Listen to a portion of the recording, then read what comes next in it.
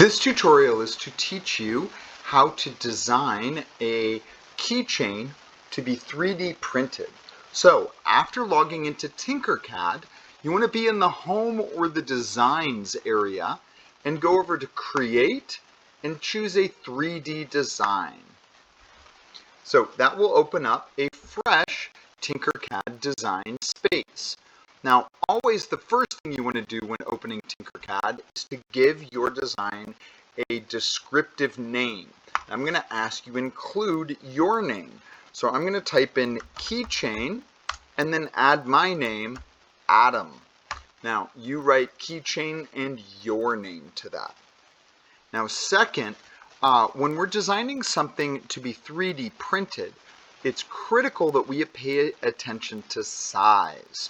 So we want to make sure we're measuring in inches so we can easily figure out how big something is. Right now I can see in the lower right here that I'm measuring in millimeters, so I want to change that by clicking on settings and go and changing units from millimeters to inches. I'm going to go ahead and make that my default. You don't have to, but I almost always design in inches. And I'm going to close the settings. I want to double check that it says 1/8 of an inch in my snap grid. If it still says millimeters, you need to go change it to inches. All right, so now we're ready to start designing our keychain. I want to be clear, you're going to be making one keychain.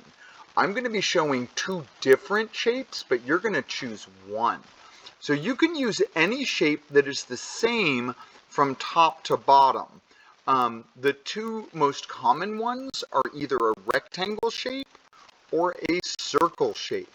Although you could use something like this flat heart or this yellow star or a blue polygon, that would work as well.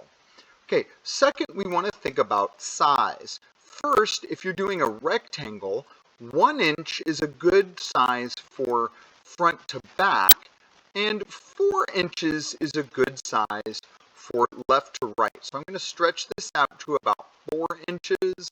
You can always go in and type that as well. For a circle, we're going to use the cylinder shape. The first thing I want to do here, if you're using a circle, is notice that it's not smooth. So I want to increase the number of sides so it looks smoother. And then I want to make this 2 inches big on either side. So I'm going to stretch this out to 2 in the left to right direction, and I'm going to stretch this out to 2 in the front to back direction. All right. Now, keep in mind, you're only making one of these. So you should not be making two in the same design. I'm just showing two. So now we have to worry about thickness. So we want to click on our shape and grab this top white dot and reduce the thickness down to 1/8 of an inch. 1/8 of an inch. I'm going to do the same thing over here, top white dot, and make this 1/8 of an inch. So now we've got our base that we can put our decorating on top of. The next step is to make a hole, the same, a hole here that's circular, and we want to make that 1/4 of an inch big. So I'm going to shrink this hole down to about 1/4 in each direction, 1/4 by 1/4. And since I'm showing two, I'm going to copy and paste that. Okay. Now, this one for the rectangle, you can put this kind of centered in the middle, or I like it up in the corner myself. Let's look at it from a different angle. It should be close, but not super close to the edge on both sides here. So that looks to be a good spot there. And then I'm going to put this one near the top in the middle up here. All right.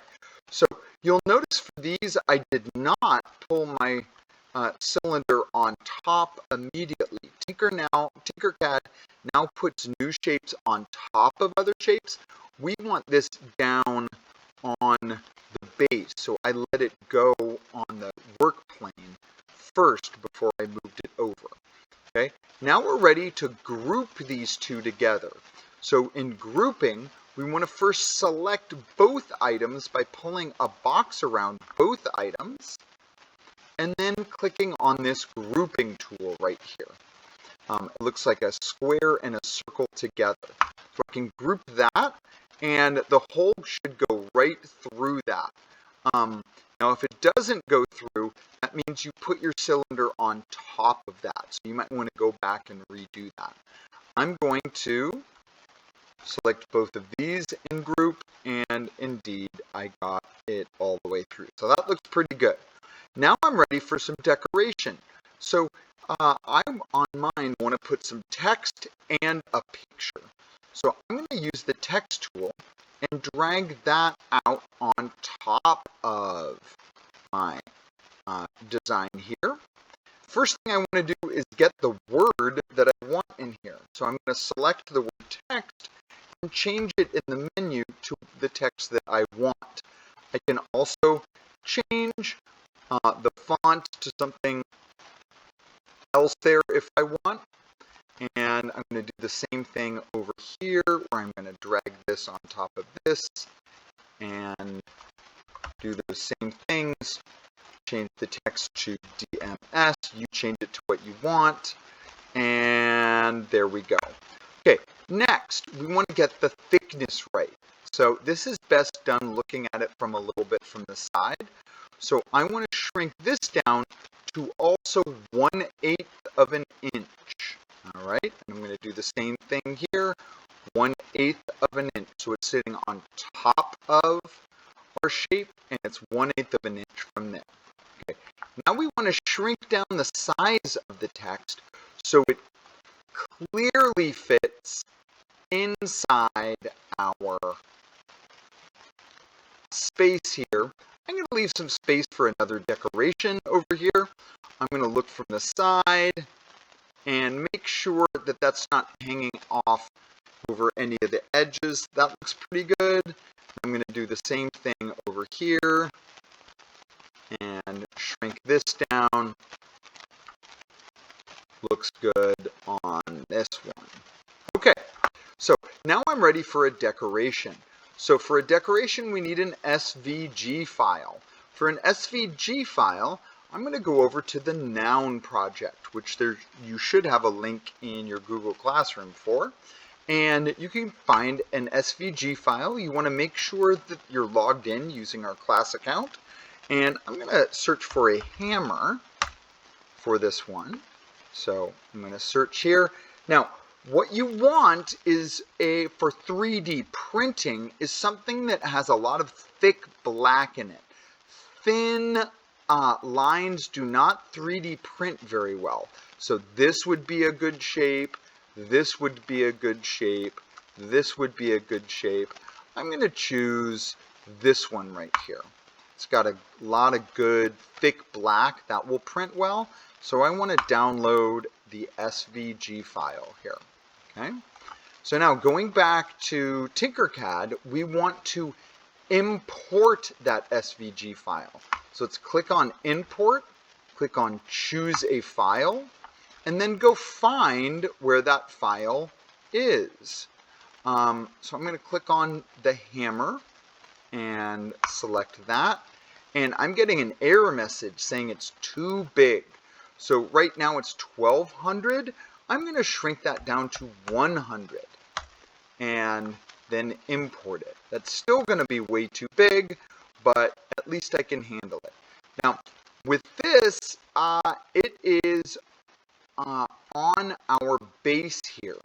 So we want to shrink the thickness down to 1/4 of an inch. That'll be at the bottom and then stick up another 1/8 of an inch. So this should be 1/4 of an inch thick. And then I am going to shrink down the size of this so it fits. So I can shrink that way, way, way down. And then move that onto here. And that looks pretty good. And I'm going to do that same thing. And I'm going to select my object here. I'll import it a second time for my round one. the hammer. It's too big. I'll do it 100. Shrink it down to 1/4 of an inch thick.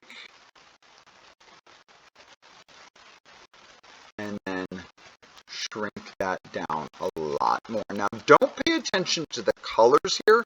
The colors don't mean anything on our printers.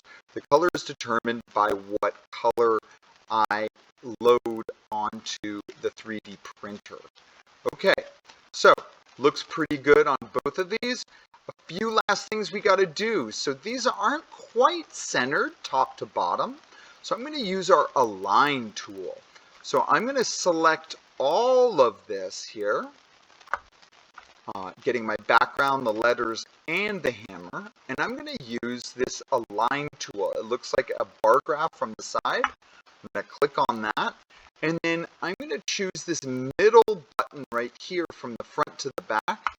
And that will center all of this top to bottom here, or front to back more accurately. And then I'm going to then group all of that together, and that should give me my finished rectangle one. I will move this up now, and we're going to do a similar one on the circle, where I'm going to select all of that. I'm going to click the alignment tool, but this time we're going to center things left to right here, and that looks a lot more accurate, and then I'm going to group those. Okay. We want to double check. Nothing is hanging above. Everything is touching. Nothing is hanging over an edge. And everything looks right here. So this will be ready to 3D print.